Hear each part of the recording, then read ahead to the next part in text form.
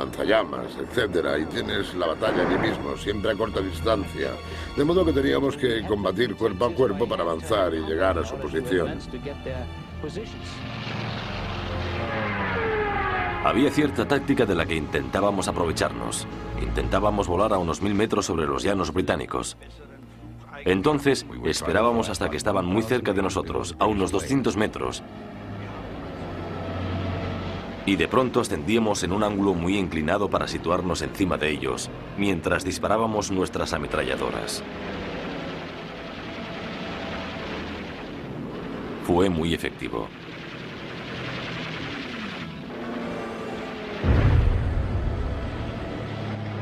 La fascinación que siente la gente, especialmente en Occidente, por el ejército alemán en la Segunda Guerra Mundial, nace de sus éxitos en combate.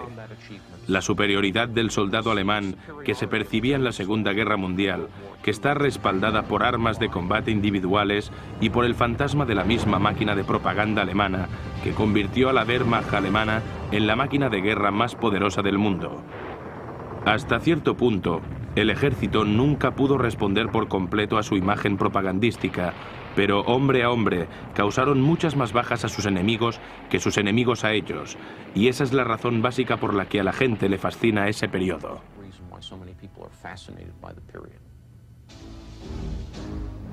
El Tratado de Versalles que firmaron los alemanes tras su derrota en la Primera Guerra Mundial restringía enormemente la economía alemana y hería su orgullo nacional.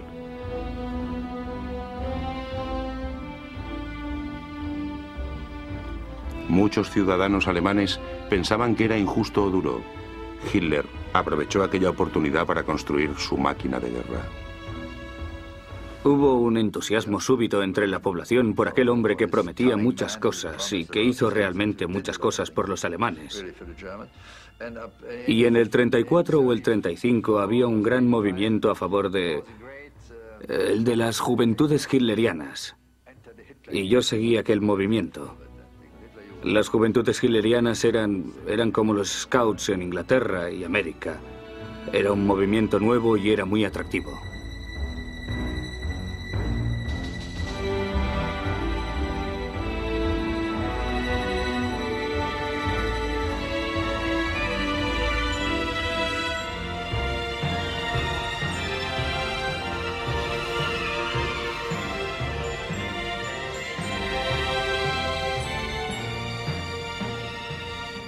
Cuando Hitler subió al poder, la increíble máquina de propaganda que creó hizo que el servicio militar pareciera muy atractivo.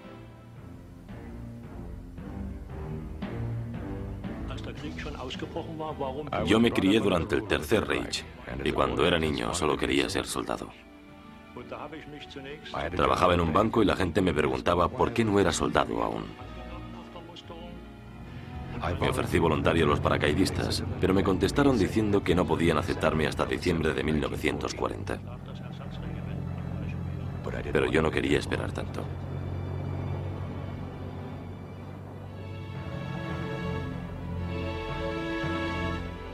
Me ofrecí voluntario, como todos mis compañeros de clase, 15 de ellos, a principios de 1940.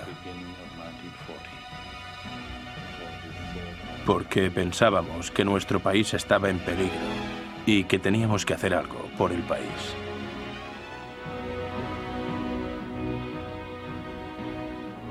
Durante los años 30, el ejército alemán se expandió en secreto contra los acuerdos del Tratado de Versalles. El modelo básico de las Fuerzas Armadas todavía debía mucho al ejército de la Primera Guerra Mundial.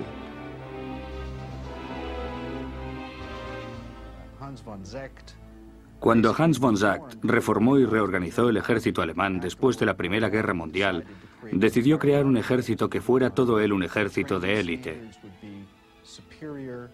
Los parámetros de la formación serían superiores, los parámetros de los oficiales y suboficiales serían muy altos.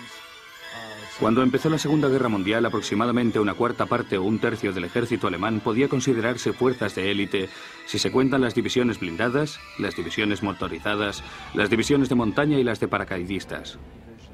Y los combates más fuertes los hacen esas fuerzas en 1939-1940.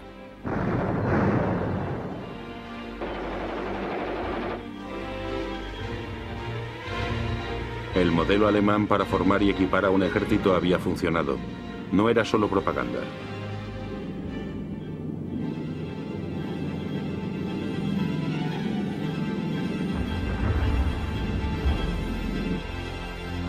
La potencia del ejército alemán era superior a la de todos sus primeros enemigos y se extendió rápidamente a muchas partes del mundo. Incluso hasta el norte de África. Allí, una unidad conocida como el Afrika Korps demostró que merecía ser considerada de élite. El Afrika Korps es sin duda la más famosa de todas las formaciones alemanas. Aunque muchas personas la consideran una unidad de élite, y de hecho su historial de combate lo confirma, inicialmente era simplemente una reunión de divisiones alemanas que sobraban y que se reunieron apresuradamente en un intento de apuntalar la ocupación italiana de Libia. El Afrika Korps era único porque teníamos que resolver todos los problemas por nosotros mismos en el desierto. No había refuerzos inmediatos. A causa de ello teníamos una gran camaradería, compartíamos hasta la última miga de pan con los amigos. Así fue como nos convertimos en un grupo de élite.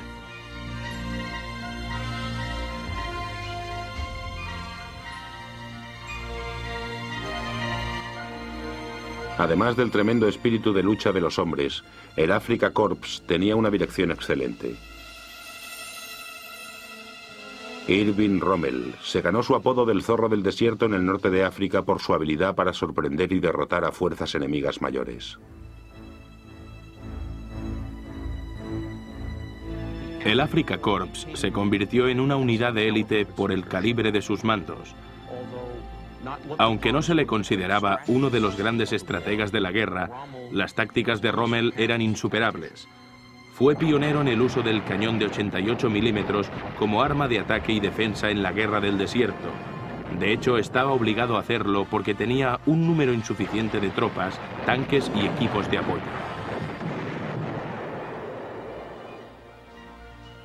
Con los hombres del Afrika Korps, Rommel obtuvo muchas victorias sobre los británicos a pesar de las duras condiciones del desierto.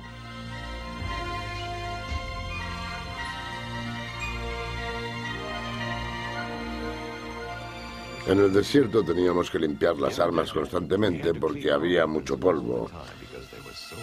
El calor era terrible. Pero el mayor problema era que nunca teníamos suficiente agua. Solo teníamos 1 litro de agua cada uno por día y la mitad era para la cocina, por tanto, era muy, muy difícil.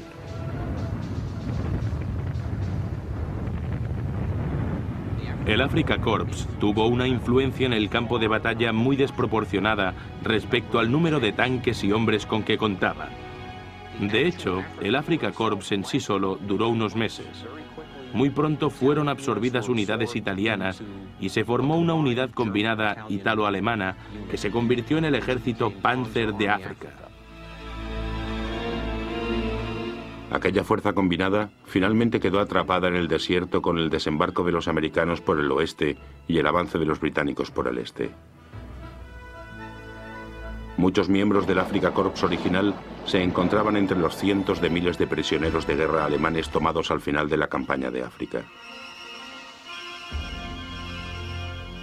Pero el orgullo y camaradería de aquella unidad de élite sigue viviendo incluso en la actualidad, como lo muestra una reunión de antiguos miembros del Afrika Korps.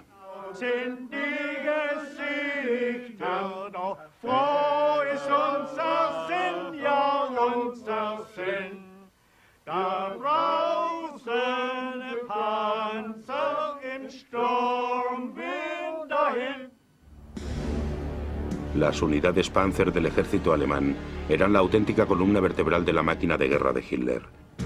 Las unidades blindadas eran el puño de hierro de los combates y superaban rápidamente a todos sus oponentes iniciales. Irónicamente, una de las mejores divisiones Panzer estaba en realidad bajo el control de la Luftwaffe. Aquella unidad era conocida como la división Panzer de Hermann Göring. La división de Hermann Göring era una de las unidades más inusuales de la guerra. En realidad no había una auténtica razón para que la Luftwaffe tuviera una división Panzer. Era un proyecto personal del mariscal Göring. Tenía un historial de combate admirable. Estaba extremadamente bien equipada.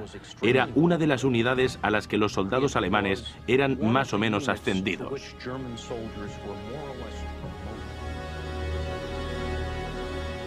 La división Hermann Göring luchó en varios frentes durante la Segunda Guerra Mundial y estaba muy bien considerada por su labor en la campaña italiana.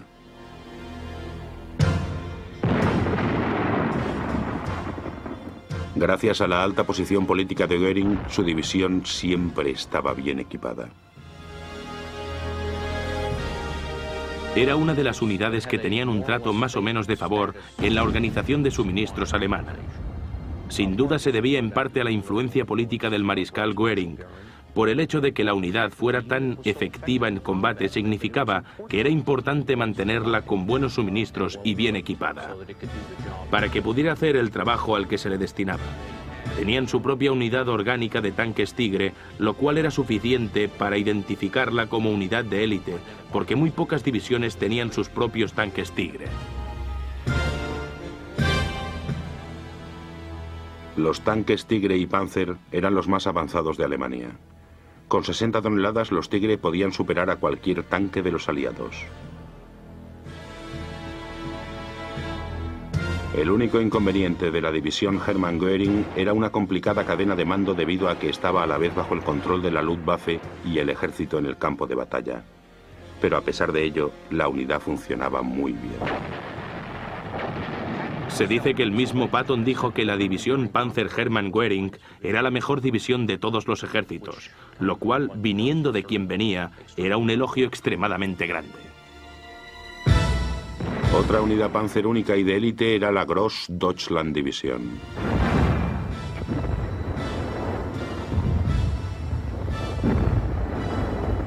La división Großdeutschland era una división específicamente reclutada por toda Alemania. La mayoría de formaciones alemanas eran de naturaleza local o regional. La tercera división Panzer, por ejemplo, se formó principalmente en Berlín. La primera división de caballería era de Viena, Austria. La Großdeutschland, Gran Alemania, fue pensada como una unidad cuyas tropas pudieran ser reclutadas en toda Alemania.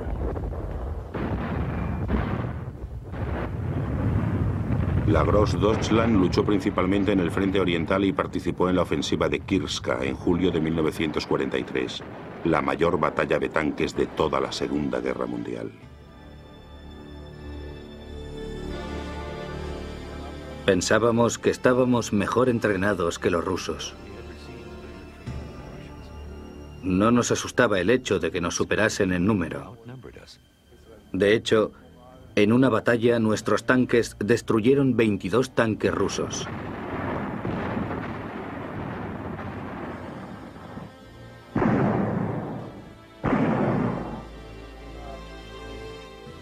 Luchábamos siempre en las situaciones más extremas.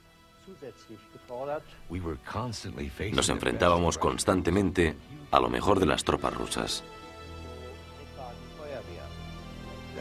Por eso es por lo que pienso que la Großdeutschland es una división de élite.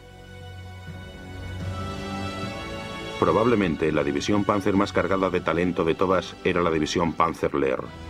No se formó hasta 1943, pero pronto fue considerada como una de las mejores unidades de todo el ejército. Cuando se formó a finales de 1943, su cuadro de oficiales, suboficiales y hombres llegaba de todas las escuelas de formación militar de Alemania, de toda Alemania. El resultado fue que, incluso cuando se formó, la división tenía un elevado número de veteranos en el combate que eran también extremadamente expertos en todos los aspectos de la guerra con tanques, como tenían que serlo para ser instructores. El otro rasgo diferenciador de la Panzerlehr era su abundante material.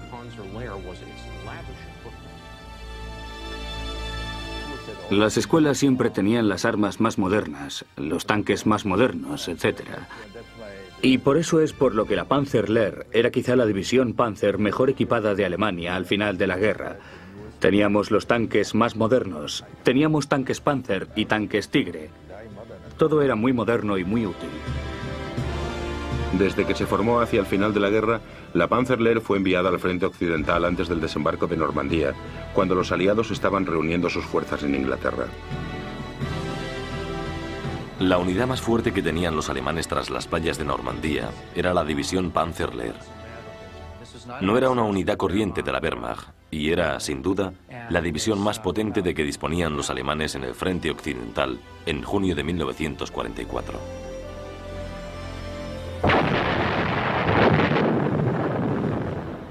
A pesar de su amplia experiencia y abundantes equipos, la Panzerlehr cayó víctima del devastador fuego aéreo de los aliados en Normandía.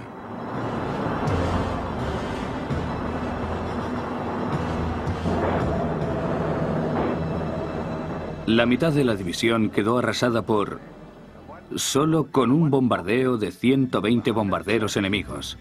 Eran fuertes voladores que arrasaron la mitad de la división.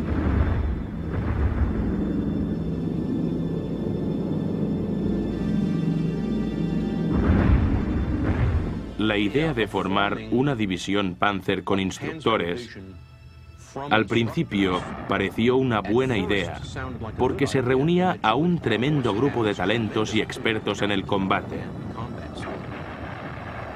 A la larga, por supuesto, fue un desastre, porque al sacar a tantos instructores de las escuelas, se reducía la calidad de la instrucción, lo cual afectó a todas las divisiones Panzer, no solo a la Panzerlehr.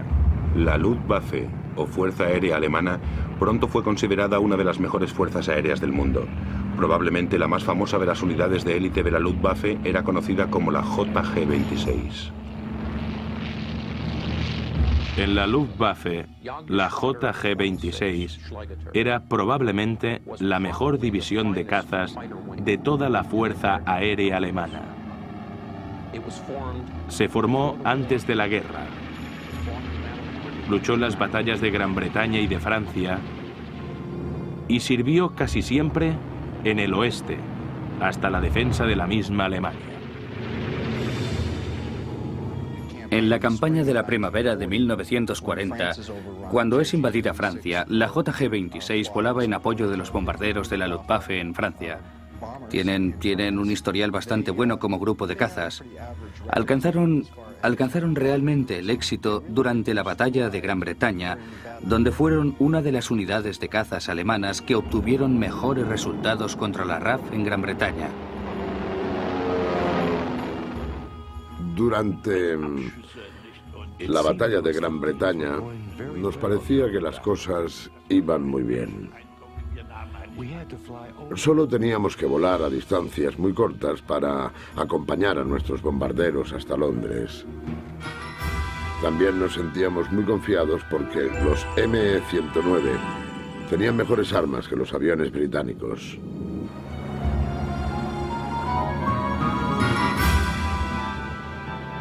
Los pilotos de la JG-26 pronto se crearon un historial de combate bastante impresionante, aunque los pilotos pensaban que todavía quedaba cierta dosis de caballerosidad en la guerra aérea.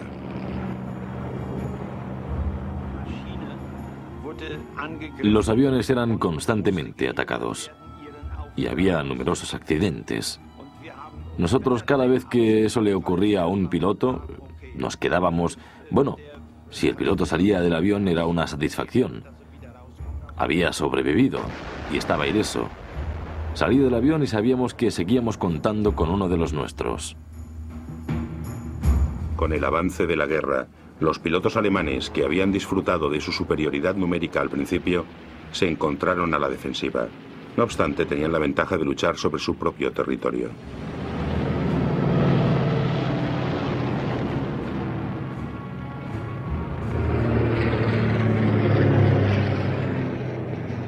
Los alemanes podían operar a corto alcance, mientras que la RAF, que tenía que cruzar el canal, estaba operando al límite de su alcance contra los alemanes. Y muchos británicos se perdían porque se quedaban sin combustible sobre territorio enemigo o porque tenían que abandonar la batalla por problemas de combustible. Los alemanes, por supuesto, volaban casi sobre sus propios campos de aviación.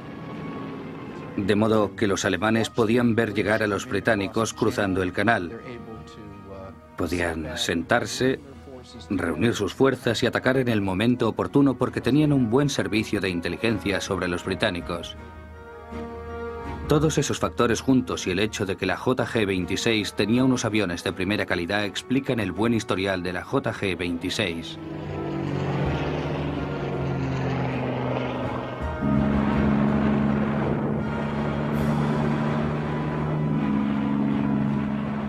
Parte del éxito de la JG-26 se debe al gran número de salidas que hicieron, aunque también hay que mencionar la valentía y destreza de sus pilotos.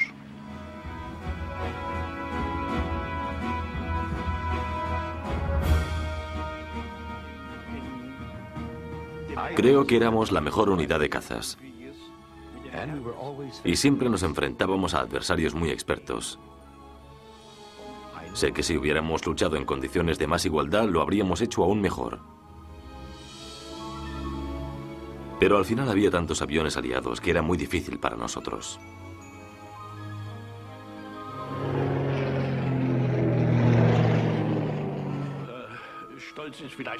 Estábamos orgullosos del número de aviones que derribábamos. Pero no nos preocupaba tanto nuestro número comparado con nuestro rendimiento como unidad. Y también diría que lo que sentíamos era muy diferente al matar a alguien en tierra, porque solo veíamos el avión, no a la persona. No obstante, recuerdo que logré derribar 45 aviones enemigos.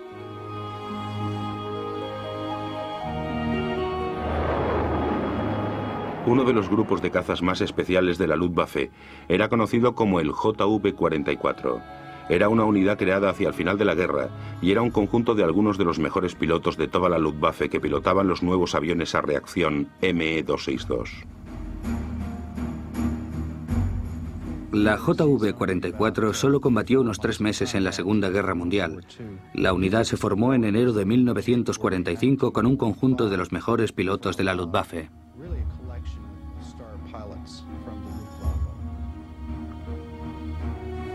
La JV-44 fue formada por Adolf Galland, quien había sido miembro de la JG-26 y era jefe de la fuerza de cazas alemana. Debido a su excelente reputación, Galland logró atraer a muchos de los mejores pilotos de la Luftwaffe a la JV-44. La mayoría de pilotos de la JV-44 eran comandantes expertos y veteranos, y muchos de ellos tenían más de 100 victorias. Había un par que tenía más de 200. Eran extremadamente eficaces, aunque el mismo Galland admite que nunca llegaron a elaborar tácticas ideales para los ME-262. Esta unidad participó en muchas acciones en los primeros 3 meses de 1945. Hubo días en los que causaron considerables bajas a los aliados. No obstante, hubo muchas pérdidas y desgaste en la JV-44 en aquella fase de la guerra. Puede que fueran capaces de superar a los aliados en el combate aéreo. El ME-262 era un avión tremendo en cuanto a velocidad, pero los aliados podían alcanzarlos en los aterrizajes. Otro problema era que los nuevos motores a reacción eran poco fiables mecánicamente. Los pilotos se veían obligados frecuentemente a abandonar el combate y aterrizar planeando. No obstante, cuando los ME-262 funcionaban correctamente, la destreza de los pilotos y el rendimiento del avión eran extremadamente efectivos. Las pocas veces que aquella unidad pudo atacar a bombarderos aliados reunidos, causó unas bajas tremendas. Y podemos imaginar lo que le habría pasado a la 8ª Fuerza Aérea si Alemania hubiera podido desarrollar la tecnología de sus motores un año antes y hubiera podido disponer de los ME-262 en el verano de 1944. Desde luego habría sido terrible. Las tropas de montaña alemanas de la Gewürzträger se consideraban unidades de élite por su extensa formación en escalada de montañas, escalada de rocas, esquí alpino, por su formación especial para vivir en el duro clima de las regiones alpinas. Eran muy expertos en combate en terreno abrupto, estaban bien equipados para sus misiones, tenían botas de nieve, esquís y usaban una gran variedad de armas ligeras. Era muy deportista, tenía 18 años y era campeón estatal de esquí, y en descenso y en slalom, así que no tuve dificultades para ser admitido. Luego nos entrenamos para la alta montaña y el hielo y teníamos que escalar durante 11 horas con un pesado equipo de hasta 60 kilos. Escalar montañas de 4.000 o 4.500 metros y otras 11 horas para volver. Y entonces te daban una sopa caliente. Eso era todo lo que te daban. Nada más. Las tropas de la Geberjäger eran escogidas por su inteligencia, su autonomía, su capacidad para adaptarse a una amplia variedad de condiciones de combate. Y no era inusual que todos los miembros de una unidad fueran considerados líderes potenciales. Cada compañía podía funcionar por completo como un batallón por sí misma, de modo que no éramos solo una compañía de infantería y la otra solo una compañía de morteros, etcétera, o solo artillería, ¿no? Lo teníamos todo en una compañía, porque en la alta montaña estás completamente solo, no tienes apoyo, no te llegan suministros, no puedes llamar pidiendo ayuda, necesito municiones, no. Si no lo haces por ti mismo, es culpa tuya.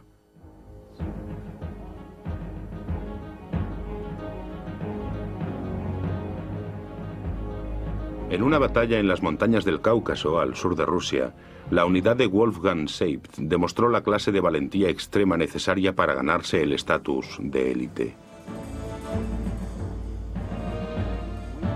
Estábamos completamente aislados y diezmados.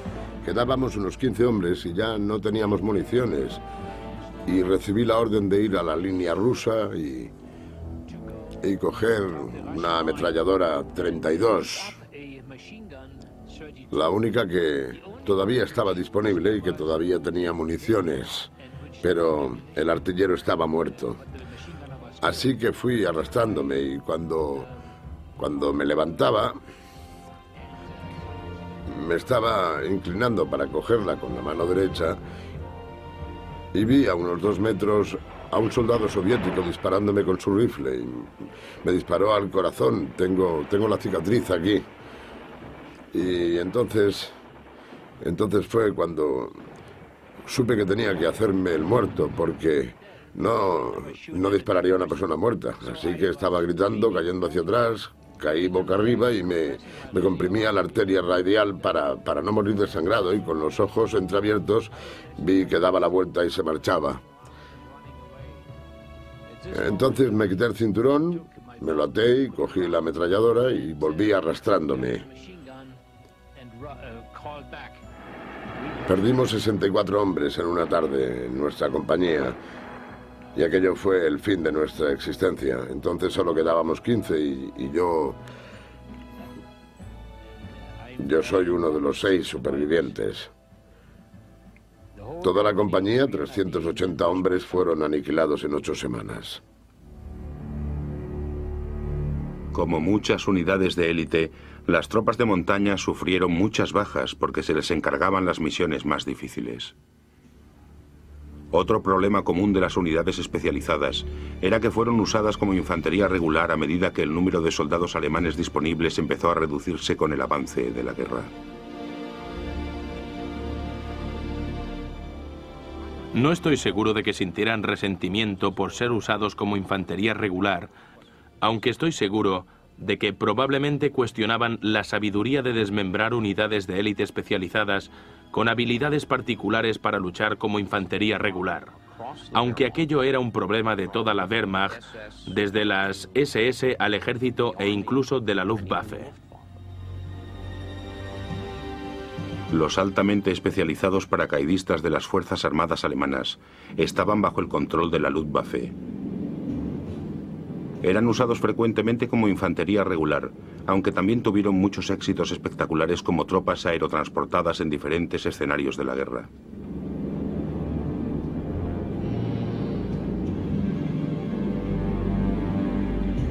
Los paracaidistas eran considerados especialmente de élite por sus aptitudes para saltar, por el hecho de ser paracaidistas. Como las tropas de montaña, también eran escogidos por su forma física, su inteligencia y su adaptabilidad, al igual que muchas otras unidades de élite. Eran formados primero como infantería y luego recibían un entrenamiento especializado para saltar. Los paracaidistas participaron en una de las primeras acciones de la Segunda Guerra Mundial, cuando la fortaleza belga de Evenemal fue atacada por una fuerza combinada de aerotransportados e ingenieros de tierra. Aquel fuerte duramente defendido tenía que ser tomado para que el ejército alemán avanzase hacia Francia.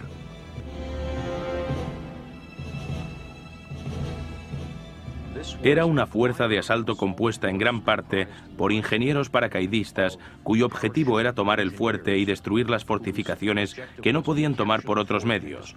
Fue extremadamente efectivo. Los belgas nunca pensaron que los alemanes pudieran tomar el fuerte porque se consideraba inexpugnable.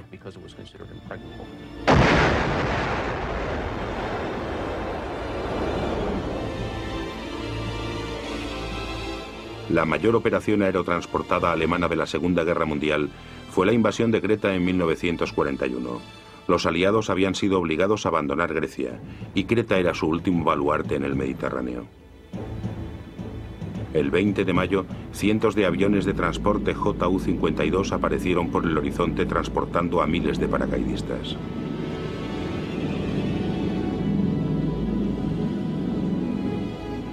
Las tropas aerotransportadas empezaron a aterrizar por toda la isla sufriendo muchas bajas causadas por los británicos cuando descendían.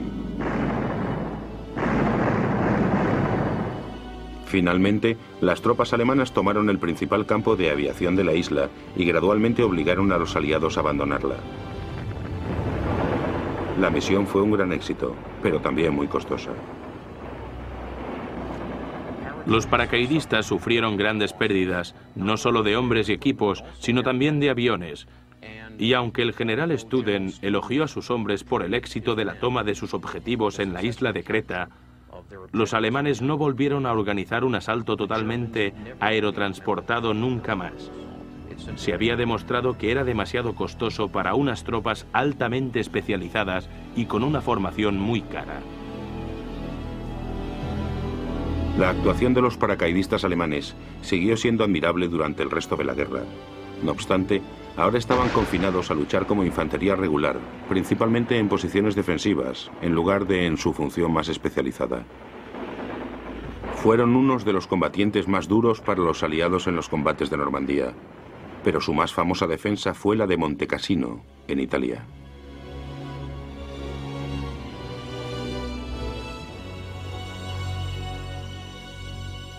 La ciudad estaba dominada por una abadía del siglo VI. Los aliados no podían avanzar hacia Roma mientras los alemanes estuvieran en los altos que rodeaban la ciudad. Finalmente, se tomó la decisión de reducir el monasterio a escombros. No obstante, los tenaces paracaidistas alemanes simplemente usaron como fortaleza los escombros que quedaron e impidieron cualquier avance aliado durante meses, encontrándose en una inferioridad numérica absoluta. El general británico Alexander dijo en Monte Cassino que la primera división Panzer de paracaidistas era la mejor división de cualquier ejército en cualquier frente, y desde luego es un gran elogio. Probablemente, la más controvertida de todas las unidades militares alemanas era la SS, o Schutzstaffel.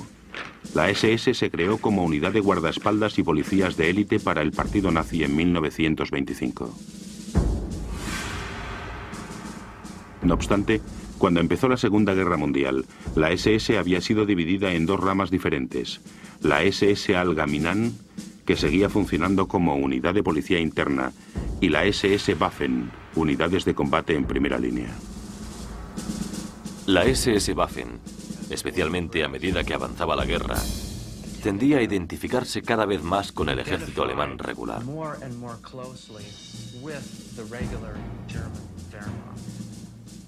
Y se consideraba un brazo, aunque un brazo muy de élite, de las Fuerzas Armadas alemanas regulares. A pesar de que Himmler quería convertir a las SS armadas, en la vanguardia ideológica del nacionalsocialismo, algo en lo que no tuvo éxito. Los jóvenes no lo entienden ahora, pero yo me sentía orgulloso de entrar en las SS Waffen. En aquella época tenían una buena reputación, pero actualmente, cuando se oye nombrar las SS, se asocia a muchas cosas terribles. Creo que fue un gran error por parte de Himmler no separar más claramente las SS Waffen del frente de las SS de los campos de concentración. Desafortunadamente, las SS Waffen eran asociadas de algún modo a las terribles atrocidades que ocurrían en los campos de concentración. Frecuentemente se ocupaban de la vigilancia de perímetro de los campos, cuando estaban convalecientes de las heridas sufridas en el frente. Pero en su mayoría, a las tropas de combate de las SS del frente les molesta que las confundan con las unidades de policía destinadas en los campos de concentración. Yo diría que la mayoría de veteranos de las SS se sienten resentidos porque el alto mando alemán, especialmente el alto mando de las SS Waffen y las SS Allgemeine al mando de Himmler, organizasen las cosas de manera que había unos vínculos fuertes, casi inextricables, entre el sistema de campos de concentración y las unidades de combate de las SS Waffen. Los veteranos de las SS piensan que fueron soldados que luchaban por su país, no criminales de guerra, y estoy seguro de que la mayoría se sienten así. Al principio de la guerra solo había un puñado de divisiones de SS Waffen y todas ellas se sentían orgullosas de la pureza de su ascendencia germana. No obstante, cuando el número de soldados alemanes empezó a descender hacia el final de la guerra, las SS se ampliaron rápidamente. La calidad de los hombres empezó a descender, se admitía a extranjeros y llegó a haber 38 divisiones de SS.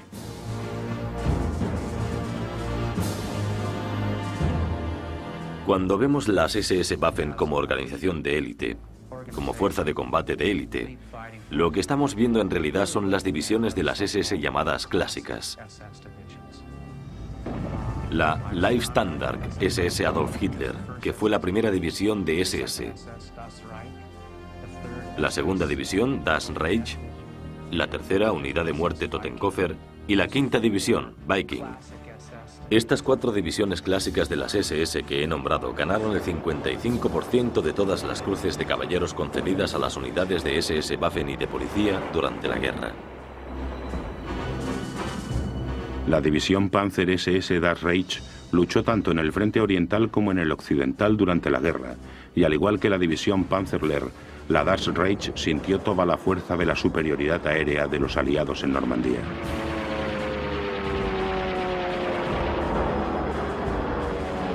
Había dos filosofías cuando empezaron aquellos enormes ataques aéreos.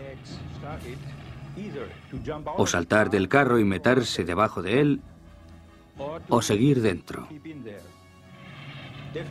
Desde luego la mayoría saltaron. Yo seguí la otra teoría. Pensábamos que el lugar más seguro era el interior. Una de las divisiones de SS más especiales también luchó en Normandía, la 12ª, o División Hitler.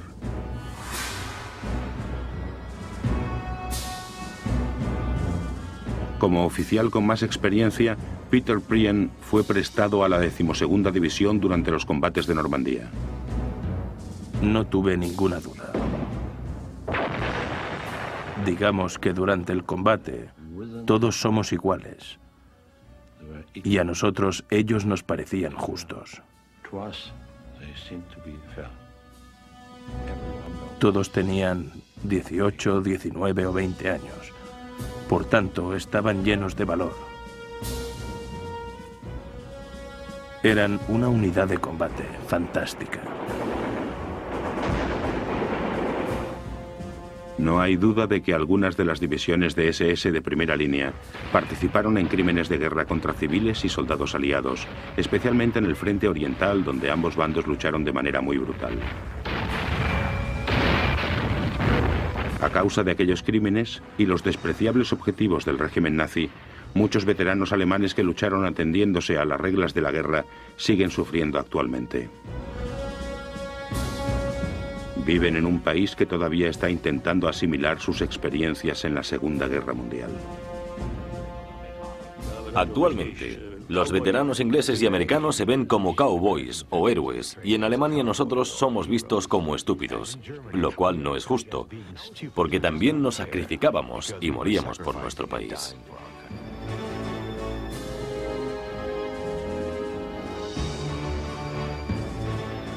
Al final, la máquina de guerra de Hitler simplemente se quedó sin hombres y sin material, pero el espíritu de lucha de las fuerzas de élite alemanas continuó hasta los últimos días.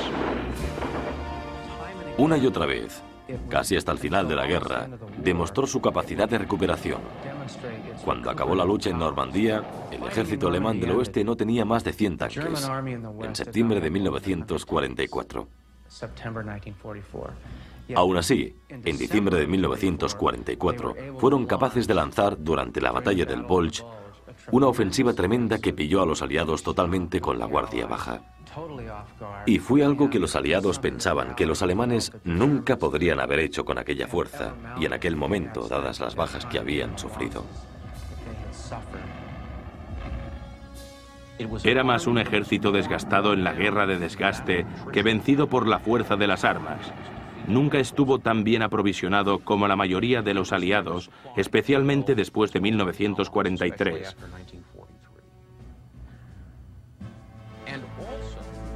Y también hay que admitir que la propaganda alemana convirtió a la Wehrmacht en la máquina militar más poderosa del mundo. Y hasta cierto punto, el fantasma de esa influencia todavía pende sobre el historial del ejército alemán en la Segunda Guerra Mundial.